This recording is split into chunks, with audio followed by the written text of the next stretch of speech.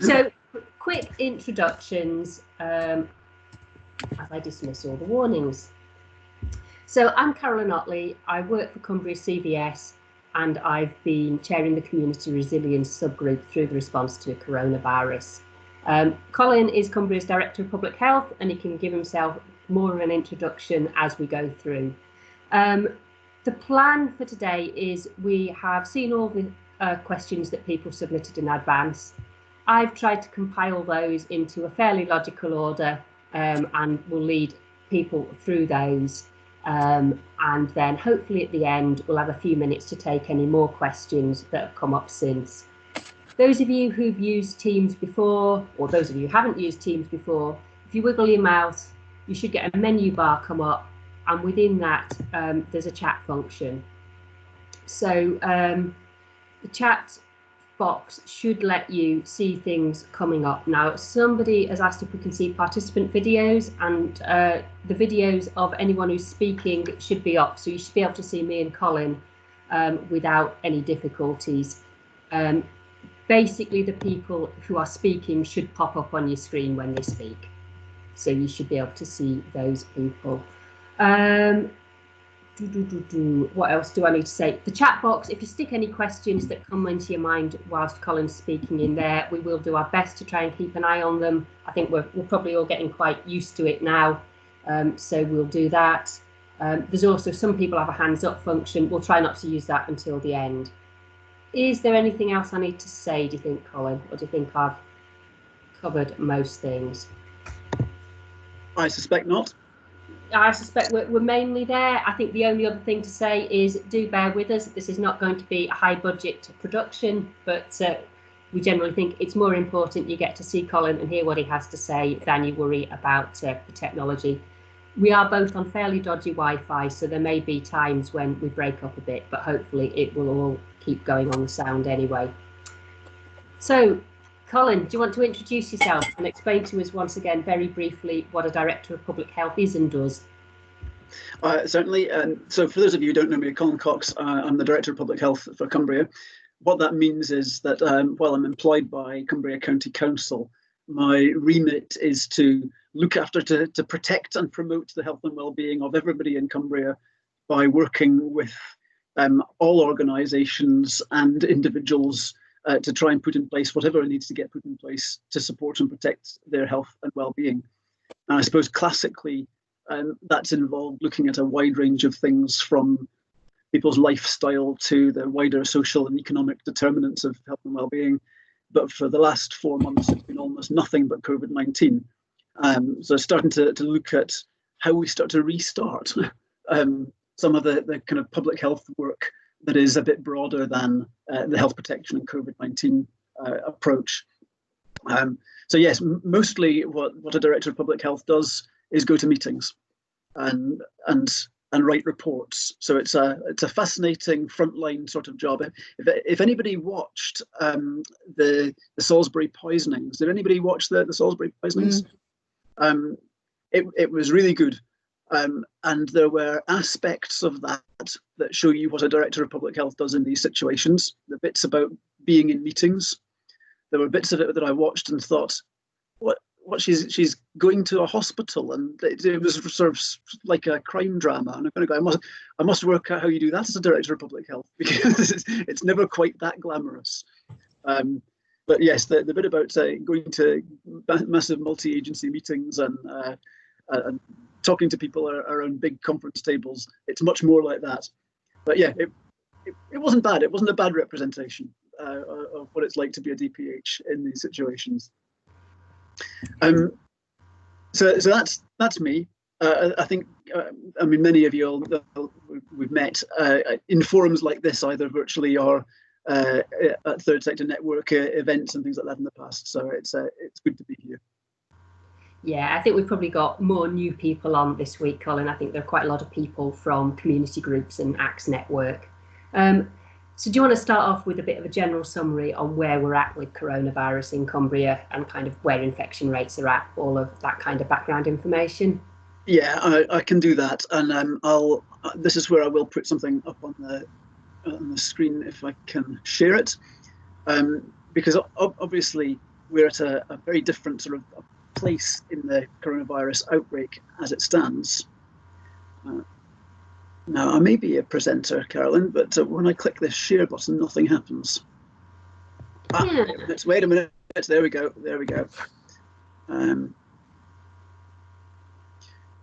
Let's just wait for that to come up. It's looking hopeful. There we go. Okay, let me just get to this. Right. So,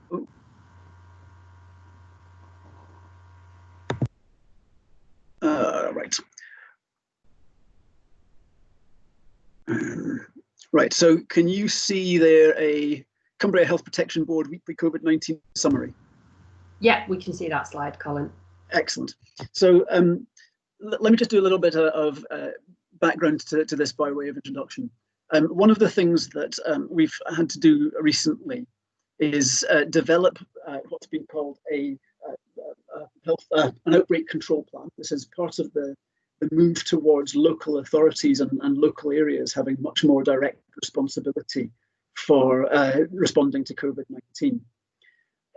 You'll all have seen some of the graphs of number of cases and that sort of image of a big peak of in a curve of both cases and deaths, which has shown a national pattern of an epidemic with lots and lots of cases developing very, very quickly and then peaking into sort of early April sort of time scale and then coming down again very much more slowly.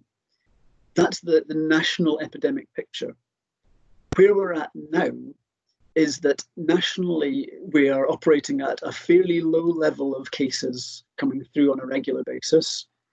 And what's happened is that the epidemic has fragmented. It's almost like it's not a single national epidemic anymore. There's a low level of national cases, but in different places you get outbreaks cropping up. Sometimes smaller, sometimes very significant.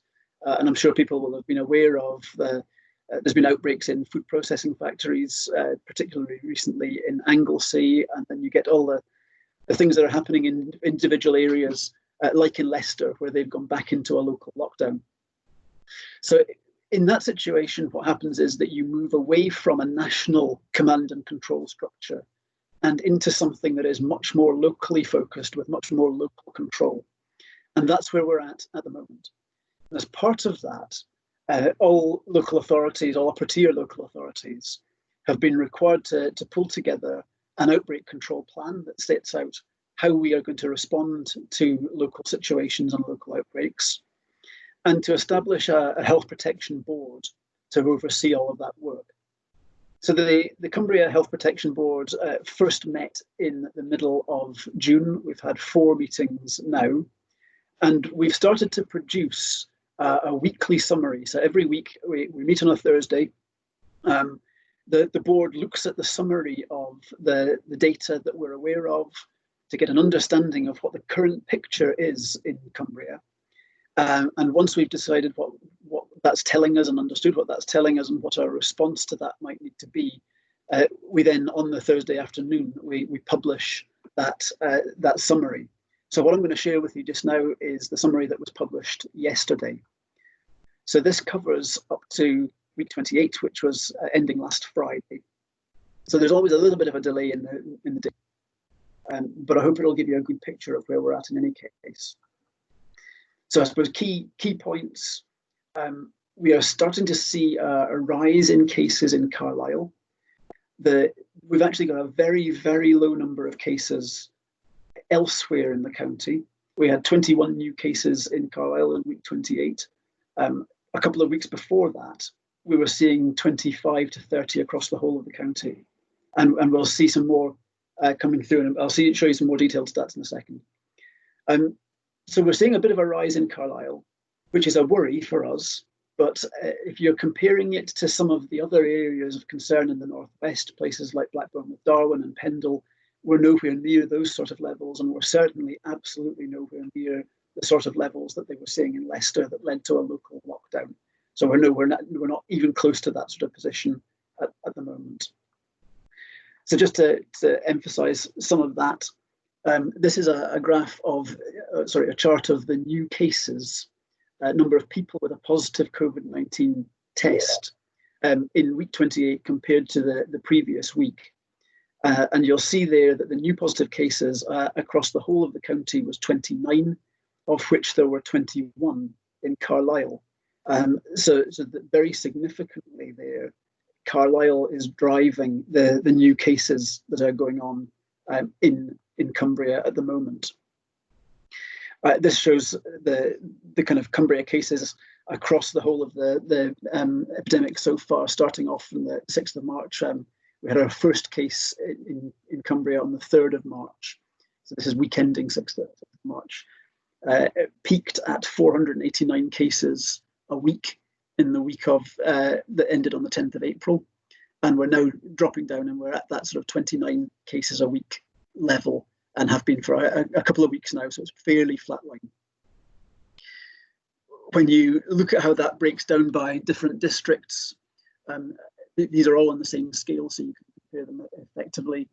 The big ones that you can see there, the big peak in Barrow in the top middle, which was mainly driven by a very substantial amount of testing that was going on in Barrow in late March and early April. But now very, very few cases. In fact, the last 2 weeks you see no new cases at all in Barrow. You see that across the board, very, very few cases. Eden has got away very, very lightly in terms of the number of cases that it's seen across the whole of this epidemic. You can see, though, at the top right, the sort of rise that we're starting to see in Carlisle, which is why we're taking a very close eye on what's going on in the Carlisle area at the moment. This map shows it by mapping area, by middle super output area. The areas that are palest on this map have seen no new cases in the previous week.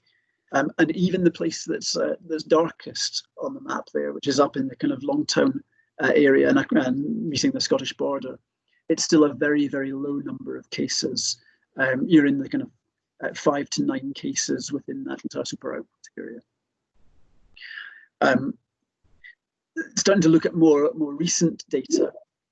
These are preliminary data that help us to see what might be happening more recently. So this takes us up to the 13th of July, rather than the week ending the 10th. Again, what you see is a continuing number of cases in the Carlisle area. People have been talking a lot about the R, the reproduction ratio. That's that magic number that we've got to keep below 1. I have to say, at this point, the R is less meaningful. It's something that only really makes sense when you've got quite a lot of cases that you can follow through. You can see here, though, that across different regions, the estimates of R are generally speaking well below 1, meaning that the virus is not increasing, and the rate of spread is decreasing, not increasing. We don't have our estimates at below the northwest level because the numbers are just too small for that to be meaningful. And at a local level, we've been doing a lot of contact tracing to supplement the national test and trace system. We have a daily incident management hub meeting, which discusses any new incidents that we might come across. Since the 1st of July, there have been 74 incidents logged in the local system. Most of those have been schools who've been getting in touch with us because they've got a symptomatic pupil. And symptomatic could simply be a fever or a cough. And that pupil then gets tested and is found to be negative, because there are many other things, particularly in primary schools, that lead to COVID-19 symptoms. So we've only had 32 COVID-19 positive results in the 74 incidents. And our contact tracing team has been doing a fantastic job of tracing down any contacts and getting them to self-isolate in order to break the chain of infection. So that's the data that we have published this week. We hope to build on that and expand on it still further as we get better access to data over the coming weeks, because we know that there is a number of things that we are not getting through the national system that we'd like to get But we hope that as that comes out on a weekly basis, it will give people in Cumbria the information that they need to understand what's going on locally and make the decisions that they need to make themselves. I suppose that's probably what I wanted to say, mostly by way of introduction, Carolyn, just to give you a sense of where we're at. We're working really, really closely across a wide range of partners to make sure that we've got a really good system in place for spotting incidents and possible outbreaks before they become big, for identifying cases, for tracking the cases, for getting cases tested and getting them isolated so they're not spreading it any further, for identifying their contacts so that they can then self-isolate and we don't spread things any further. And that is now the major route to making sure that we can start to get back to something a little bit more like normal and starting to get us into the recovery phase of this. You have to have good contact tracing in order to be able to do that. And that's what we're, I think, successfully demonstrating in Cumbria. So I'll leave it at that. Carolyn, I'm happy to take any comments or questions on that bit of it before you get into the comments and questions that you've had sent to you beforehand. And if I preempt a couple of things, Colin. The first is people can find that information on the Cumbria Observatory website, can't they? Yes. No, that's been sent out as a press release. I think actually that particular spreadsheet is on the Cumbria County Council website associated with the protection outbreak. Yeah. So we can send the link round to that. On another question, and I'll find the link whilst you're answering the next question, and I'll stick it in the chat. But I think it'd be helpful if you could give us a quick run through what test and trace looks like in Cumbria, and what people might expect if they either test positive or if they get phoned up by a contact tracer. And then, yeah, some questions are starting to appear. But if you make a start on those, I'll find the link to the information. Yeah, okay, that's fine. Okay, so Test and Trace operates at two major levels. The first is a national test and trace system, and the second is the local test and trace system. Now, the theory is that if you test positive for coronavirus, that information gets passed to the national test and trace system. You should then receive a phone call from a contact tracer who will advise you of the result, advise you that you should be self-isolating for 7 days or more if you remain symptomatic. They will then talk to you about who you have had close contact with, starting from 2 days before your symptoms began. Close contacts being any household contact that you have, plus anybody else that you might have spent any substantial time, like about more than 15 minutes, within about 2 meters of them, or a shorter time but at much more close contact. You will be asked to identify those people, help the contact tracers get their contact details, and then the contact tracers will speak to those people as well and advise them to self-isolate for 14 days, which is the maximum expected incubation time for the virus. So if you've been a contact and you haven't started showing symptoms within 14 days, you're in the clear, but up to 14 days, you might still start developing symptoms. And the whole purpose of that is to try to stop contacts from spreading the virus still further. So that's the national system, which then is meant to notify us at a local level where there are complexities that we might need to manage at a local level. Anybody who's got a connection into a care home, for example, or a healthcare setting, or particularly vulnerable environments, things like food processing plants, we're learning from experience elsewhere in the country, seem to be particularly vulnerable environments. And there's a lot of examples of where the national system ought to contact us at a local level and ask us to follow that up. At a local level, we are doing that. I have to say the national system getting in touch with the local system is where the system is not working hugely well. We don't always get access to the national data that we think we need. Because of that, we've also got our contact tracers working at a local level. And where your testing has been analysed by one of the local hospital laboratories, we access that information directly, and our local contact tracers might also get in touch and follow that up. So so you might be contacted on more than one occasion, because it might work, and you might get a national and a local contact tracer following you up. If you are contacted by a contact tracer, they will be wanting to know your name, your contact details, that sort of stuff. They will help arrange testing if that's what's required for contacts. It's really important to know they will never ask you for kind of sensitive details like banking details. You will never be asked to pay for a test or anything like that. And there are quite a lot of scams going on at the moment where people are being told that they've been identified as a contact, and that they then need to give somebody their banking details to pay for a test.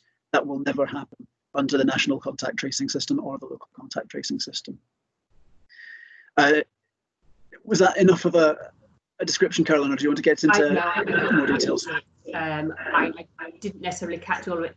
If people are identified as a close contact, they'll be asked to self-isolate for 14 days. Is that right, Colin? That's right. But the other member of their household won't automatically be asked to self-isolate? No. If you are a contact, you'll be asked to self-isolate. But if you are a contact of a contact, so say somebody in your household has been identified as a contact, you won't be asked to self-isolate unless that person then also develops symptoms. But all of that will be explained in more detail if it happens to you. Indeed. Yeah. So I think there are a couple of questions in the chat, one of which links to one that was on my list. And that was, are we seeing any pattern to the cases we're seeing in the positive tests we're seeing in Cumbria? And then particularly in Carlisle, are those cases there clustered or are they dispersed through the city? And one question about how far we are off a local lockdown. Yeah, okay. So yes, we are seeing a pattern, but only in Carlisle. As you saw from the previous data, other than in Carlisle, what we're getting is 1 or 2 cases a week per district. And you really can't see a pattern in that. In the Carlisle area, it's different. We are very aware that there's been an ongoing outbreak within Carlisle Infirmary, really since the middle of June. Now, that's in many ways not unexpected.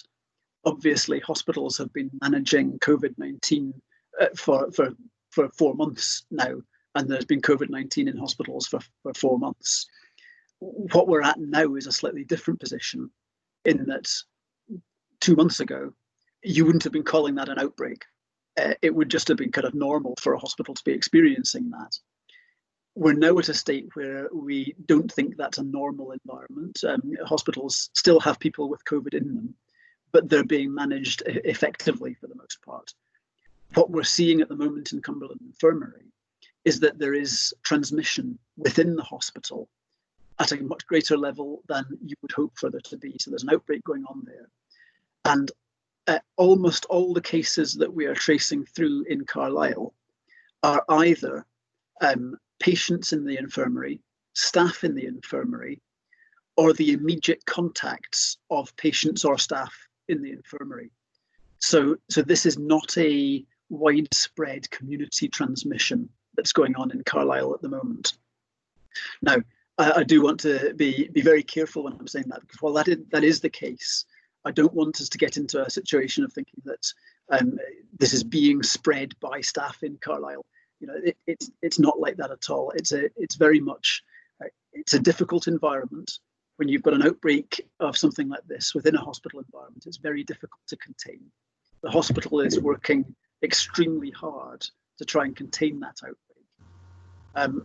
Hospital workers are inevitably more at risk than anybody else, because they are inevitably exposed to COVID-19 more than anybody else is. So in many ways, that's not a surprise for us at the moment. In some ways, it's good news, that pattern of infection that we're seeing, because it is contained to the hospital and immediate spread there to family members connected into the hospital. So that's positive. It's not seeming to be getting much more widespread throughout the community.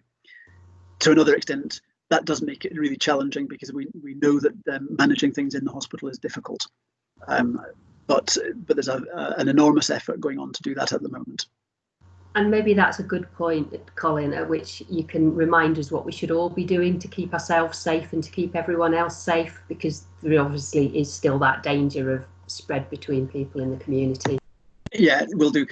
Before I just come on to that, to pick up on the question of local lockdown, because of what we're seeing and because of the pattern that we're seeing being so connected to the hospital, and it's not a more widespread community infection, that's giving us the confidence to say we don't need to take any other more widespread community measures, such as further lockdown at this point.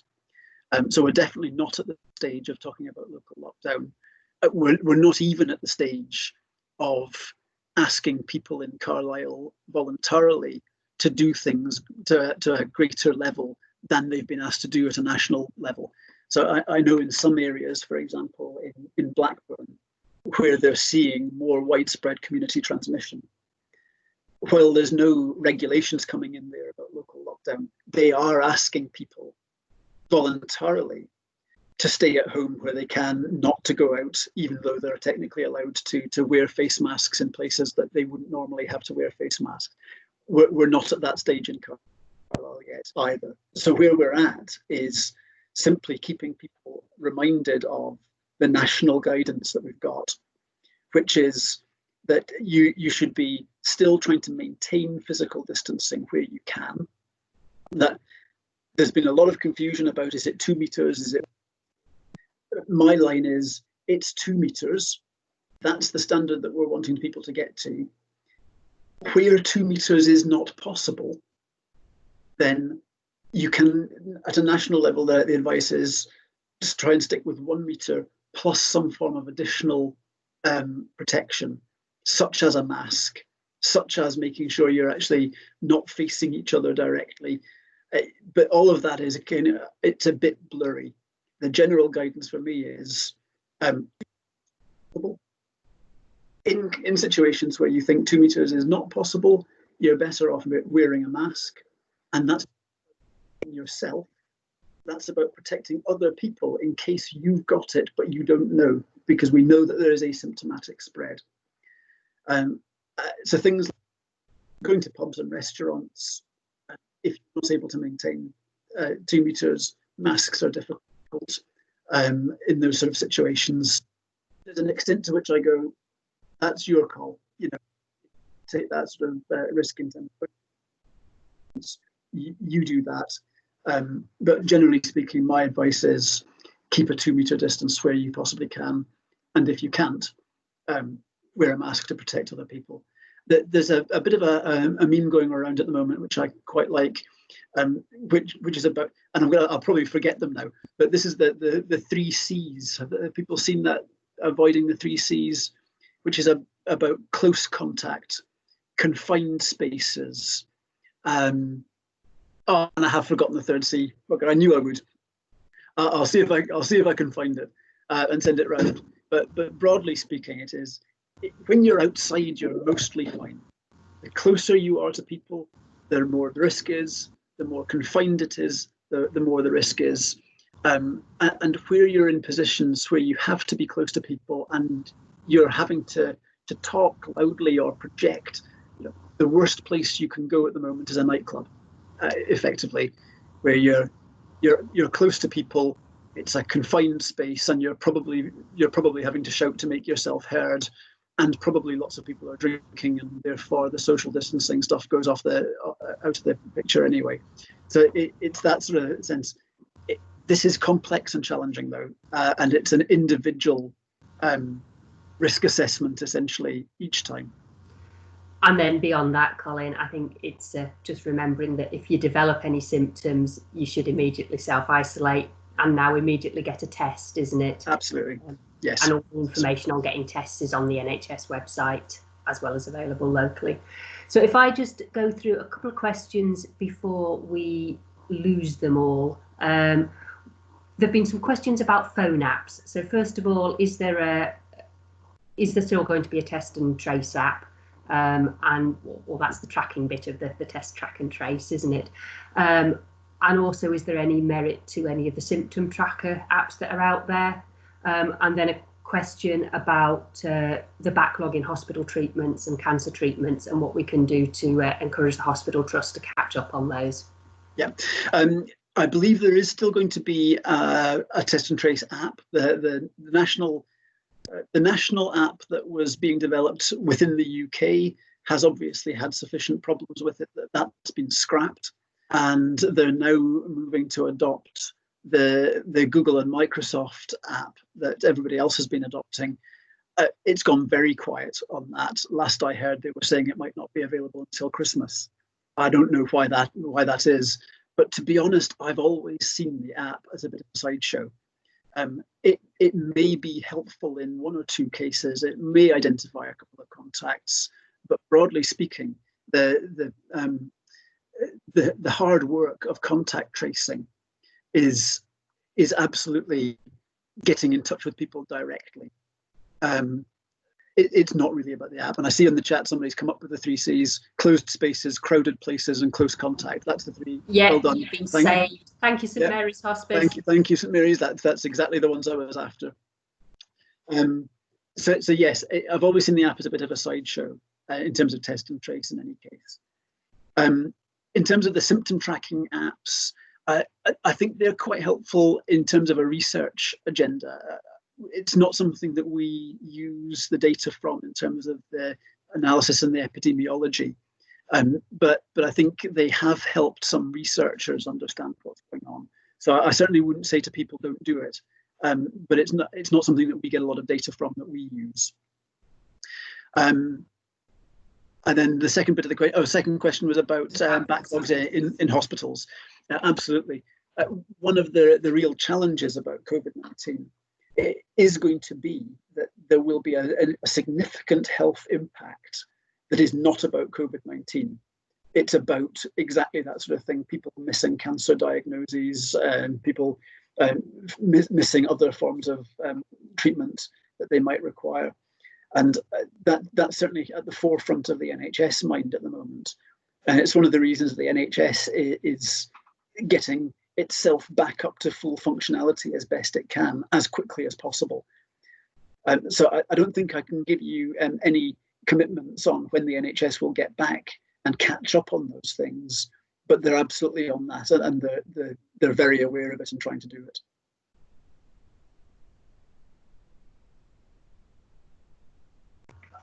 Unmute myself and move on. I'm not sure we've got. I'll work my way back through the questions, having gone through a few on my list, Colin. So one of the earlier questions was around if we did have a local outbreak, what might a local lockdown look like in practice, maybe based on what we've seen in Leicester, for example, and how local would local be? So would we be talking the whole of Cumbria if we went into local lockdown, or would it be more local than that? Yeah, a couple of strands on that. So firstly, it would be more local than that. You've even in Leicester, you've seen that it's not the whole of Leicester that's locked down. They've identified particular parts of the city that have been particularly at risk and have locked down those. So no, it certainly wouldn't be the whole of Cumbria. In terms of what it would look like, it's a good question. We are actually expecting Boris Johnson today to be announcing more about what the contain measures might look like, and what the powers available to local authorities would be. And I don't know when that. I'm not sure when that's going to happen, whether it's lunchtime or whether it's at the 5 o'clock sort of slot.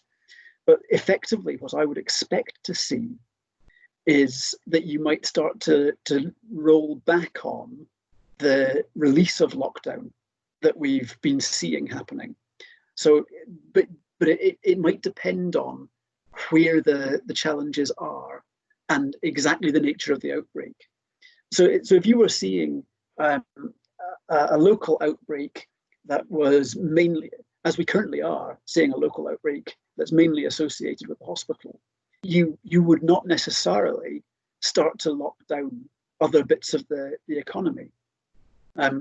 If you were starting to see widespread community transmission among 18 to 35-year-olds, you might say, actually, what we need to do here is start to lock down on the pubs and clubs and restaurants, because that's where the major bit of the transmission is. So this will not be a one-size-fits-all. We will respond to those things depending on the nature of the outbreak. And we will see later on what sort of levels of local power and control there will be about it. But when we've been talking about local lockdown, a lot of people have been interested in local powers to do that, and how would you enforce that? And that's all kind of important, but I've always been saying the really important thing is that we've got good conversations going on with our local communities, good information going to our local communities, so that if we get to that point, and we're still a very long way from that point, even in Carlisle, when we get to that point, our communities are with us, and we're doing it more or less voluntarily, rather than having to come in Big Brother style and enforce a local lockdown. That would always be my ambition. But as I say, my ambition even more than that is that we don't get to that point in the first place. And I think that probably answers a couple of questions in the chat, which were around whether bars and venues were cooperating in Carlisle. It's probably the case that at the moment we're not asking them to, particularly over and above what would normally be expected. Oh, well, I think, no, that's right. Certainly we're not asking them to do any more than we would expect them to do. But in terms of, are they cooperating with what they've already been asked to do, like everybody else? Yes, broadly they are. I know that people will have seen some of the social media footage about people queuing outside the bomb shelter and things like that. We have been having conversations. Our environmental health colleagues and district councils, particularly in Carlisle, have been having conversations with bars and clubs where things like that have been happening. Even that video that went viral about people queuing outside the bomb shelter. Inside the bomb shelter, we know that they've been working really hard to make themselves as COVID secure as it's possible for a nightclub to be. Their sense is they don't have so much control over what's going on the street. And we understand that, but we are having some of the conversations with them, and bars and clubs are being cooperative. It's not in their interests to be seen to be a cause of future spikes and future lockdowns. So they are working with us.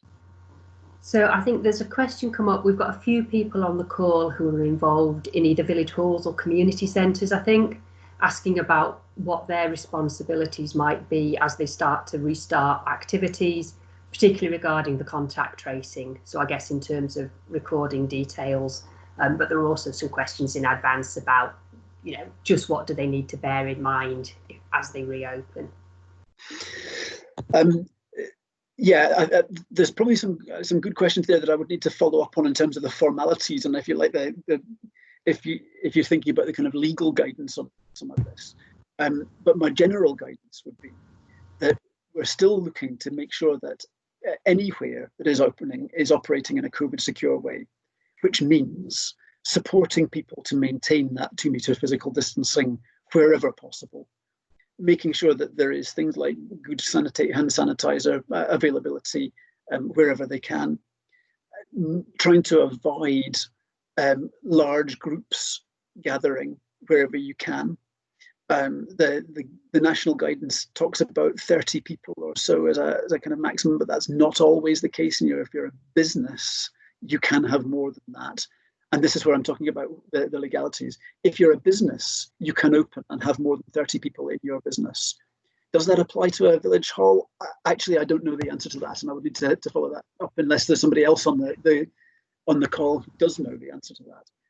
And I'm not sure if Lorraine's on or not, but I think quite a lot of that information is on the ACT website, and hopefully it will appear in the meeting chat. But if not, I will make sure I try and put the link on as we go. Yeah, Lorraine's put something on, so hopefully that will begin to appear. Okay, but certainly the other thing, Carolyn, you were asking about in terms of collecting details and things like that. If there's a group of people gathering, even if you're doing so in a COVID secure manner, from my perspective, it is now good practice to make sure you do collect contact details for those people, just in case anything happens that means that we need to follow people up. I know that there have been some concerns around kind of data security and recording and things like that. At this point, you can collect those details if people are willing to give them to you. You can keep them if people are saying that they're willing to give them to you. You can keep them for as long as you like, but actually we probably only need them for a fortnight. You keep them for a fortnight, and if there's no incident being detected after that, then you're probably safe to get rid of those records. But I would encourage people, and again, it's not a requirement for community settings or venues in the way that it is for some other areas. But I would encourage you, please, it is good practice to record who's there and make sure you have contact details. That's great. Thanks, Colin.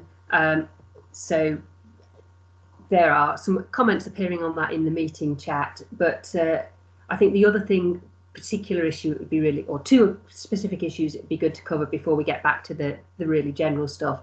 One was around third sector organisations involved in providing health and social care settings where staff or volunteers are using PPE and how that might link into contact tracing if somebody tests positive.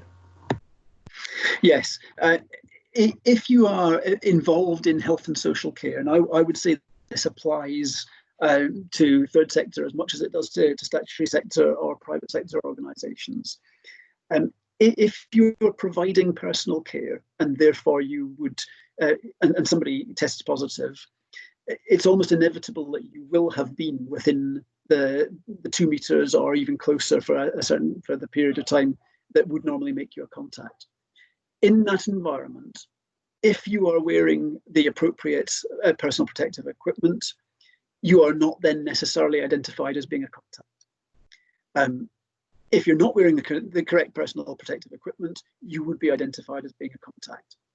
And it's been really important to get that across, certainly within the health and care sector, because otherwise you would close down your health and care sector very quickly because all your staff would be isolating for 14 days at a peak of an outbreak, and then you couldn't run the system. So I would apply the same principle to colleagues in the third sector. And I think that there's probably a concern that people might be phoned up and that might not be clear with contact tracers. Presumably people can get back in touch with the local contact tracing system for some advice if necessary. Yes, if that's coming through from the national contact tracing system, the national contact tracing system should have that principle in place, certainly for statutory sector and independent sector health and care providers. Whether they would apply the same principle to third sector, actually, I don't know, but I would. Yeah, so I think if people are worried, get in touch, and we can make sure we have contact details and they know how to get in touch if necessary. The other question that came up quite a lot was around the mental health impacts of coronavirus. People worried that we were already beginning to see some of those impacts, particularly in children and young people, and just an ask about if we were expecting to put any extra services in place or whether we were already seeing increased demand on services. Yes, I know that this has been a major concern, and rightly so. It is interesting when you start to look at some of the research that's been coming through, and there's some national research that's been done on this, on tracing people's mental health over the entire course of the epidemic. And it's not straightforward, this.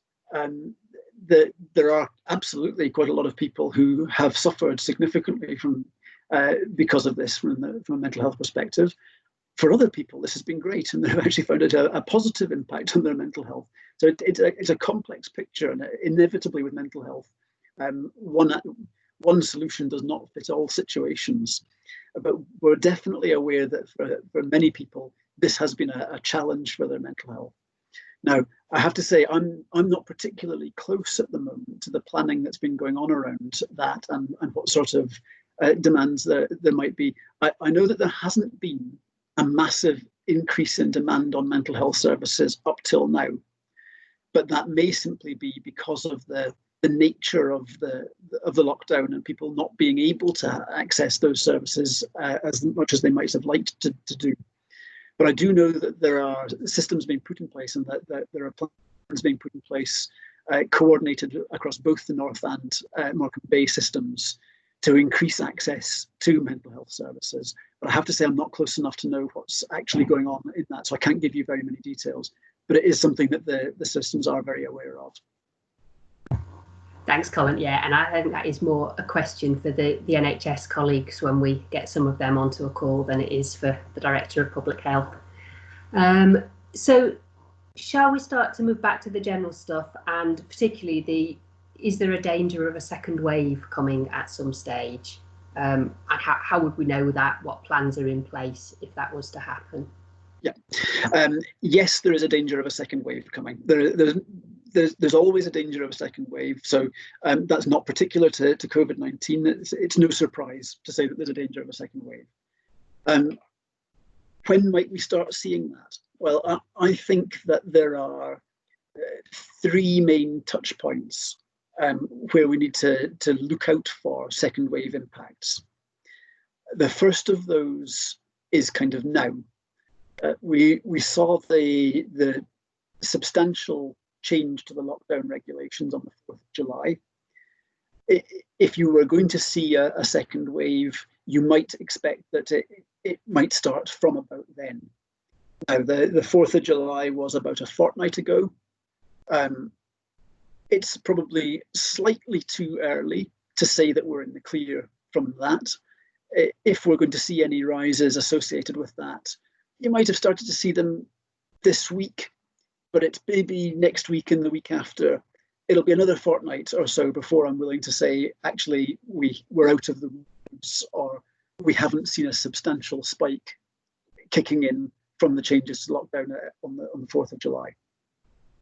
The second key touch point where we would need to be aware of what's going on is when schools go back in September. At the moment, the evidence suggests that young people, children they may not be as likely to be symptomatic, they may not suffer badly from this, but they can spread it. And so obviously schools going back is a potential flashpoint in this. We have a couple of things in our favour in that, and the major one being, of course, they're not going to go back for another 6 weeks. So actually, we've got a bit of a break now before that becomes a problem. And assuming that people manage to continue to follow the sort of guidance that's been put out about physical distancing over the course of the summer, and that may in itself be a challenge, in 6 weeks' time, we would hope that the general circulation of the virus is at a much lower level. And so when schools go back, what you might expect to see is isolated outbreaks that we can get on top of quickly and manage, rather than a lot of schools suddenly seeing lots of transmission within them. But again, that's definitely one that we'll be looking out for over the course of September. And then the third concern is much more vague than that. It's winter. And the problem with winter, of course, is people are more vulnerable in winter anyway. We see a substantial rise in respiratory infections in winter in any case. We see a rise in winter-related deaths in any case, even before COVID-19. And of course, in winter, there are so many respiratory infections that telling the difference between COVID-19 and something else in terms of symptoms becomes much more challenging than it is at the moment. The chief medical officer, in a conversation we had as directors of public health with him a few weeks back, his view was there isn't really a place of safety until probably this time next year, or certainly late spring next year. We'll probably make it through summer. That's probably fine. We'll hold our breaths over autumn as the schools go back, but nobody's going to relax until April, May next year. And winter, I am worried about. And because of that, we know that there's a lot of planning going on. There always is within the NHS and care sector around winter. In any case, that planning has already started, and it is taking account of the potential for a second wave of COVID-19 as well. but there's no question that winter could be challenging for us. Which probably leads very nicely into the questions that have appeared in the chat and appeared beforehand around when people might expect to see things getting back towards normal, and when might we expect to see an end to social distancing, and more face-to-face services from GPs and similar. Some of these things are starting to grow back in. Certainly in the NHS, more and more services are coming back online at the moment. So I would expect to see some of these things just gradually ramping back up towards normality. But as I say, in terms of when might we be back to normal, that's a very good question. And I don't think it'll be until this time next year, potentially a little bit earlier. I hope I'm wrong, but I don't think so. Is there a way out of this? The other thing that's out there is, of course, are we able to get to a point where we say more people are immune to this? And when you start to look at the antibody testing that's being done at the moment, what proportion of the population has antibodies to COVID-19? It appears to be very small in terms of the number of people who have therefore caught it and have been exposed to it in the past. It's in the kind of 5 to 10% of the population range.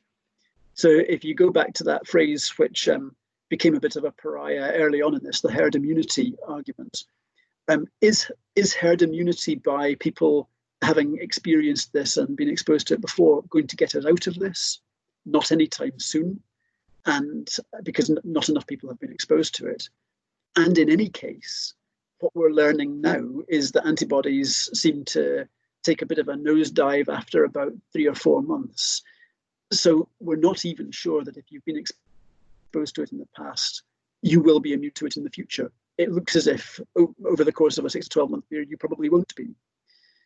So getting through all of this without a vaccine looks like it might be really difficult. And a vaccine is still probably at least 12 months away.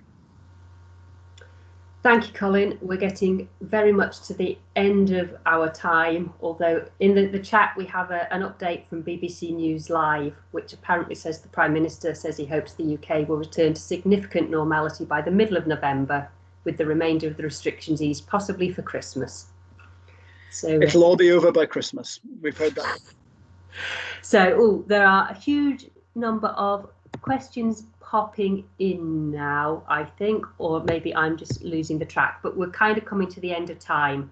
So I'm going to suggest that I'm sure Colin has other meetings to disappear to pretty quickly. If people want to add other questions into the chat once you're gone, Colin, if we send those through to you, can we do that? Absolutely, Colin. Really happy to do that. I'm not quite sure how we'll distribute the results because we don't necessarily have everyone's contact details. So I am going to suggest to people that if they put a question in the chat and they want an answer from Colin, if they could put an email address in with it as well, that would be really helpful. Beyond that, I think we've covered most of the topics that people asked about. I'm sorry if we haven't managed to get to every last detail, but thank you once again, Colin, for finding the time to come and talk to us. It's no problem at all, Caroline, and thank you for organising it. And I really value this opportunity to have these conversations. And I know that it's when you've got 75 people or however many there are, it's not exactly a conversation, and it's a bit difficult. Yes, but, it's not quite what we'd like to do. It's not quite how we'd like to do it, but I do appreciate the opportunity to do this time. So hopefully that's 80 people who've heard a bit more about what's going on than we would have done anyway. So thank you very much. From the people I can see on screen, I'm seeing some thumbs up. And it looks like that's been appreciated. Thumbs up. So I think probably with 1 minute to go, we'll let you go, Colin, in the hope that you manage to grab a coffee, if not lunch, before your next meeting. And thank you very much. Thanks very much, Caroline. And if we want to do this again at any point in the future, I'm very happy to do so. I'm sure we will drag you back at some point once we have a good reason to. So thank you. We will get questions added to the meeting chat, and if people wish to leave when they want to, we'll leave the chat open and say goodbye. Thanks very much, everybody. Cheers. Take care. Bye.